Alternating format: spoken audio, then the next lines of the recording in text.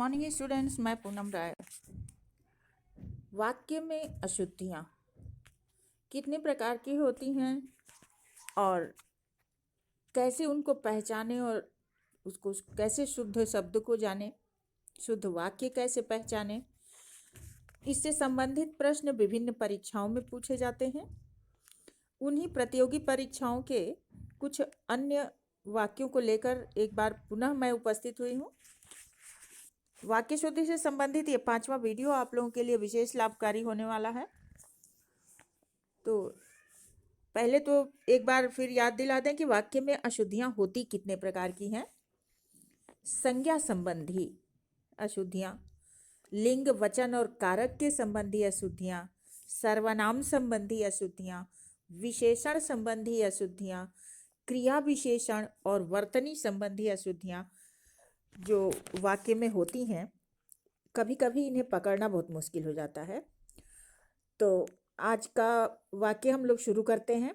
पहला वाक्य है, कुछ दिनों में आप द्वारा लगाया गया यह पौधा बड़ा विशाल वृक्ष बन जाएगा।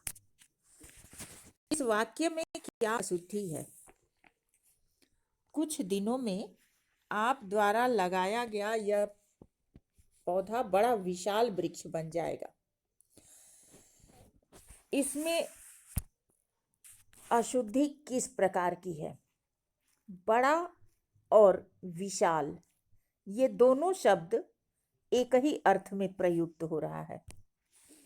बड़ा का अर्थ या विशाल का अर्थ कुछ अलग नहीं है। दोनों में से कोई एक ही शब्द का प्रयोग किया जाएगा तो हमारा जो शुद्ध वाक्य हो जाएगा कुछ दिनों में आप द्वारा लगाया गया यह पौधा विशाल वृक्ष बन जाएगा। ये सही हो जाएगा, बड़ा इसके साथ नहीं लगेगा। अगला वाक्य है, बाजार में साप्ताहिक अवकाश सोमवार का रहता है। इस वाक्य में क्या अशुद्धि है? बाजार में साप्ताहिक अवकाश सोमवार को रहता है। अवकाश बाजार में नहीं होता, बाजार में बंदी होती है। तो यहाँ पर अवकाश की जगह बंदी का प्रयोग किया जाएगा। तो बाजार में साप्ताहिक बंदी सोमवार को, और बंदी के साथ जो लिंग हो जाएगा वो स्त्रीलिंग होगा, तो हमारी क्रिया जो है वो स्त्रीलिंग हो जाएगी। यहाँ सही वाक्य हमारा हो जाएगा, बाजार में साप्ताहिक बंदी सोमवार को होती है। अगला है, इस पुस्तक में यही विशेषता है। इस पुस्तक में यही विशेषता है। इस वाक्य में अशुद्ध क्या है? इसमें कारकीय अशुद्धि है, यानी कारक संबंधी अशुद्धि। पुस्तक और विशेषता में संबंध बता रहा है तो पुस्तक की विशेषता होगा। यहाँ में का प्रयोग अनुचित है। सही वाक्य हो जाएगा, इस पुस्तक की यही विशेषता है। अगला वाक्य है, उसके प्राण पखेरु चले गए। इस वाक्य में अशुद्ध क्या है? प्राण चले गए यहाँ तक तो ठीक था, लेकिन प्राण के साथ पखेरु है। पखेरु मतलब पक्षी। तो जब पक्षी होगा तो यहाँ पे चले गए नहीं बल्कि उड़ गए हो जाना चाहिए। तो सही वाक्य हमारा हो जाएगा, उसके प्राण पखेरु उड़ गए। अगला है, आपकी रचना श्रेष्ठतम है। इसमें वर्तनी संबंधी अशुद्धि है। श्रेष्ठतम नहीं होता है बल्कि श्रेष्ठतम होता है। यहाँ ट की जगह ठ होना चाहिए। अगला है, लड्डू और लस्सी पीकर हमने यात्रा की। इस वाक्य में अशुद्ध क्या दिख रहा है? हमने लड्डू और लस्सी पीकर हमने यात्रा की। तो लस्सी पीकर यात्रा की ये तो सही है, लेकिन लड्डू भी पी लिया ये सही नहीं है। ये शुद्ध वाक्य होना चाहिए। हमने लड्डू खाकर और लस्सी पीकर यात्रा की, या लड्डू खाकर और लस्सी पीकर हमने यात्रा की, ये वाक्य सही होगा। अगला है, वह नगर दृष्टव्य है। दृष्टव्य मतलब दिखाई देना और द्रष्टव्य मतलब देखने योग्य। तो यहाँ जो सही वाक्य हो जाएगा, ये वर्तनी संबंधी अशुद्धि दिख रही है, द्रष्टव्य होना चाहिए, न कि दृष्टव्य। यहाँ शुद्ध वाक्य जो होगा वो होगा, वह नगर द्रष्टव्य है। अगला है, व्यक्ति को अपने समय का अच्छा सदुपयोग करना चाहिए। इस वाक्य में क्या अशुद्ध लग रहा है? व्यक्ति को अपने समय का अच्छा सदुपयोग करना चाहिए। सद का मतलब ही होता है अच्छा, तो यहाँ सद उपयोग के साथ अच्छा शब्द अलग से लगाने का कोई मतलब नहीं बनता है। तो जो हमारा सही वाक्य हो जाएगा वो हो जाएगा कि व्यक्ति को अपने समय का सदुपयोग करना चाहिए। इसमें अच्छा का प्रयोग नहीं होगा। अगला है, मित्र कहाँ थे? इतने वर्षों के बीच दिखाई नहीं दिए। इस वाक्य में अशुद्ध क्या दिख रहा है? मित्र कहाँ थे, ये तो शुद्ध लग रहा है। इतने वर्षों के बीच दिखाई नहीं दिए, वर्षों के बीच नहीं होना चाहिए, वर्षों में। जो समय सीमा बता रहा है उसके बीच में दिखाई नहीं दिए, तो ये बीच में नहीं होगा बल्कि सिर्फ में हो जाएगा। शुद्ध वाक्य हो जाएगा, मित्र कहाँ थे, इतने वर्षों में दिखाई नहीं दिए। अगला है, मुंबई हमले का अपराधी मृत्यु दंड के योग्य है। इस वाक्य में किस प्रकार की अशुद्धि है? मुंबई हमले का अपराधी दंड के योग्य है। इसमें जब दंड है तो ये योग्य नहीं होगा। योग्यता जब अच्छे कार्यों के लिए दी जाती है, लेकिन यहाँ ये मृत्यु दंड जो है वो उसको पुरस्कार नहीं मिल रहा है। यहाँ पे योग्य के स्थान पर पात्र का प्रयोग होगा और हमारा शुद्ध वाक्य हो जाएगा कि मुंबई हमले का अपराधी मृत्यु दंड का पात्र है। अगला है, छात्रों ने मुख्य अतिथि को मानपत्र प्रदान किया। इसमें अशुद्ध क्या दिख रहा है? छात्रों ने मुख्य अतिथि को मानपत्र प्रदान किया। मानपत्र नहीं होता है, प्रशस्ति पत्र दिया जाता है। तो यहाँ शुद्ध वाक्य जो हो जाएगा वो, छात्रों ने मुख्य अतिथि को प्रशस्ति पत्र प्रदान किया। अगला है, तितली के पास सुंदर पंख होते हैं। तितली के पास, यहाँ पास का प्रयोग अनुचित है। तितली के सुंदर पंख होते हैं, ये शुद्ध वाक्य हो जाएगा, तितली के पंख सुंदर होते हैं।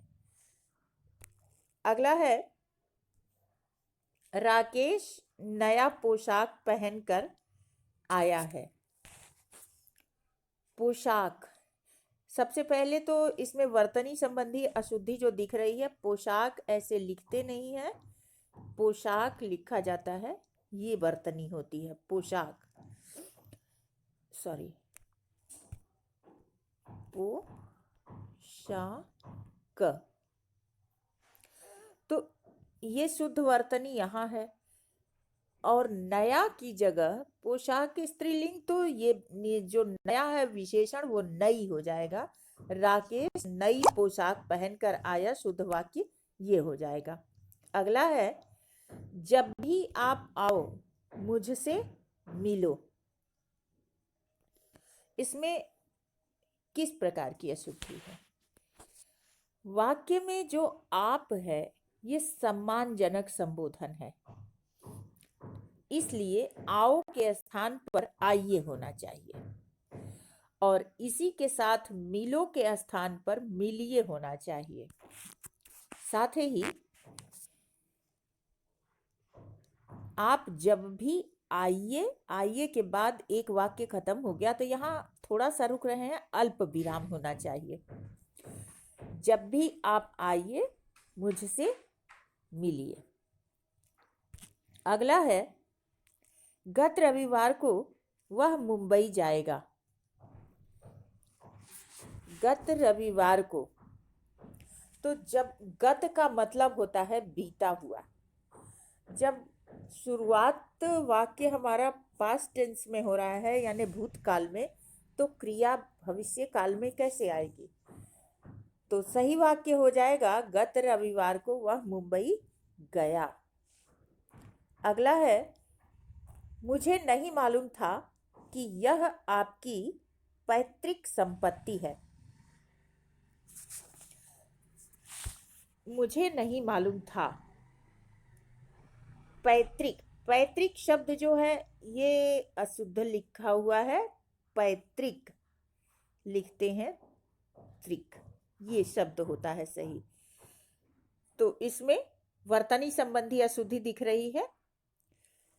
मुझे नहीं मालूम था कि यह आपकी पैतृक संपत्ति है। अगला है, उसने मोती का एक हार खरीदा। इस वाक्य में क्या अशुद्ध है? मोती का एक हार खरीदा, यानी मोती शब्द एक वचन को संबोधित करता है और हार जो है कभी भी एक मोती से नहीं बनेगा। तो जो यहाँ शुद्ध वाक्य हो जाएगा, उसने मोतियों का एक हार खरीदा। यहाँ मोती के स्थान पर मोतियों होना चाहिए। अगला है, हमें अपनी काम करना चाहिए। काम पुल्लिंग है, तो जो यहाँ सर्वनाम संकेतवाचक सर्वनाम का प्रयोग हुआ है, तो ये जो है अपनी की जगह अपना होना चाहिए। शुद्ध वाक्य हमारा हो जाएगा हमें अपना काम करना चाहिए। अगला है, निराशा छाई हुई है। इस वाक्य में क्या अशुद्ध है? निराशा छाई हुई है, तो निराशा छाई और इसके साथ हुई का प्रयोग अनुचित है, ये नहीं होना चाहिए। शुद्ध वाक्य हो जाएगा निराशा छाई है। अगला है, श्री सिंह मेरे पिता हैं। इस वाक्य में अशुद्ध क्या है? श्री सिंह, जब भी किसी का परिचय कराते हैं तो पूरा नाम बताते हैं, और यहाँ परिचय जब कराया जा रहा है तो नाम देना उचित है। यहाँ पे श्री सिंह से वाक्य अपूर्ण हो जा रहा है और एक पूर्ण वाक्य के लिए इसका पूरा परिचय होना चाहिए। यहाँ किसी संज्ञा का होना आवश्यक है। कोई भी नाम हो, श्री मोहन सिंह, श्री राम सिंह, कुछ भी, यहाँ पे एक नाम होना चाहिए था। यही अशुद्धि इस वाक्य में है। दोनों चोटियों में से कौन सी उच्चतम है? इस वाक्य में अशुद्धि किस प्रकार की है? हम जानते हैं कि विशेषण की 3 अवस्थाएं होती हैं, मूलावस्था, उत्तरावस्था और उत्तमावस्था। मूलावस्था जैसे उच्च, उत्तरावस्था उच्चतर और उत्तमावस्था होती है उच्चतम। यहाँ सीधे सीधे उत्तमावस्था का प्रयोग कर दिया है, जबकि यहाँ 2 चोटियों की तुलना हो रही है। तो जब 2 चोटियों की तुलना होगी तो ये उत्तरावस्था का प्रयोग होगा, यानी उच्चतर। सही वाक्य हो जाएगा दोनों चोटियों में से कौन सी उच्चतर है। अगला है, मोहन की आंख से आंसू बह रहे थे। इस वाक्य में अशुद्ध क्या है? मोहन की आंख से आंसू बह रहे थे। बह रहे थे, क्रिया तो बहुवचन की है और आंसू अपने आप में बहुवचन होता है। और सच तो ये होता है कि जब आंसू निकलता है तो कभी भी एक नहीं निकलता, दोनों आंखों से निकलता है। तो यहाँ आंख की जगह आंखों होना चाहिए। मोहन की आंखों से आंसू बह रहे थे, सही वाक्य हमारा ये हो जाएगा। अगला है आंखों से आंसू निकल पड़ा।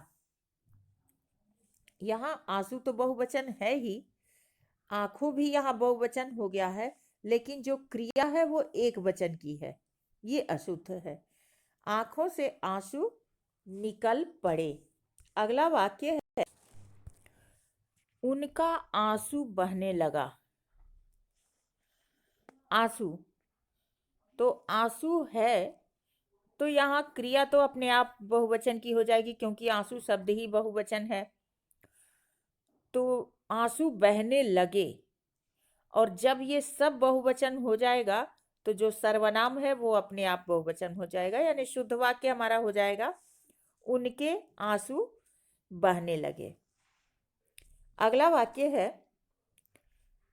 अनेक विश्वविद्यालय के कर्मचारियों ने हड़ताल किया। अनेक विश्वविद्यालय के कर्मचारियों ने हड़ताल किया।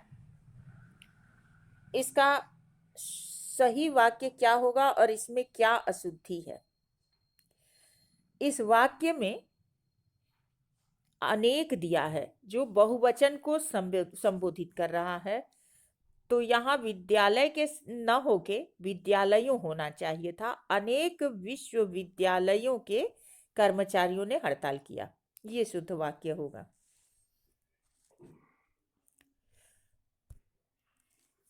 किया है की जगह की है, क्योंकि ये शुद्ध वाक्य जो पूरा हो जाएगा वो अनेक विश्वविद्यालयों के कर्मचारियों ने हड़ताल की है, बहुवचन में क्रिया भी आ जाएगी। इस प्रकार मेरी आयु 30 वर्ष की है। इस वाक्य में क्या अशुद्धि है? इस समय मेरी आयु 30 वर्षों की है। आयु, आयु पूरे जीवन को कहते हैं और ये सीमित दिख रहा है 30 वर्ष, तो वो अवस्था होती है, आयु नहीं होती। शुद्ध वाक्य हो जाएगा इस समय मेरी अवस्था 30 वर्षों की 30 वर्ष की है, क्योंकि 30 एक से अधिक को दर्शा रहा है और ये संख्यावाचक विशेषण हुआ, तो संख्या जब यहाँ बता दिया तो वर्षों का कोई अर्थ नहीं रह गया। शुद्ध वाक्य हमारा हो गया इस समय मेरी आयु, मेरी आयु के स्थान पर अवस्था, इस समय मेरी अवस्था 30 वर्ष की है। मैंने तुमको अनेकों बार कहा। मैंने तुमको, यहाँ कर्म कारक हो जाएगा, जबकि ये क्या कहना चाहिए? तुमसे। मैंने तुमसे, और अनेक ये अपने आप में बहुवचन हो गया, तो अनेकों कहने का कोई तुक नहीं है। शुद्ध वाक्य हो जाएगा मैंने तुमसे अनेक बार कहा। अगला है तुम मोहन को देखे हो। यहाँ तुम के साथ ने होना चाहिए, कारक लग जाएगा तुमने। मोहन को देखे हो नहीं बल्कि देखा है, जब ने कारक लग जाएगा तो वाक्य हमारा कुछ सही हो जाएगा, तुमने मोहन को देखा है, यह शुद्ध वाक्य हो जाएगा। अगला है बच्चों से गुस्सा न करो। बच्चों से गुस्सा न करो, तो यहाँ पे कारकीय पद गलत प्रयुक्त हुआ है। बच्चों से की अपेक्षा बच्चों पर होना चाहिए, बच्चों पर गुस्सा ना करो। अगला वाक्य है 10 रुपया में क्या आता है? 10 रुपया में क्या आता है? 10 के साथ रुपए होगा, रुपया नहीं होगा। 10 रुपए में क्या आता नहीं है, मिलता है। शुद्ध वाक्य हो जाएगा 10 रुपए में क्या मिलता है। तो आज के लिए इतना ही, बाकी नेक्स्ट वीडियो में अगले कुछ और विषय वस्तु के साथ मिलते हैं। तब तक के लिए धन्यवाद।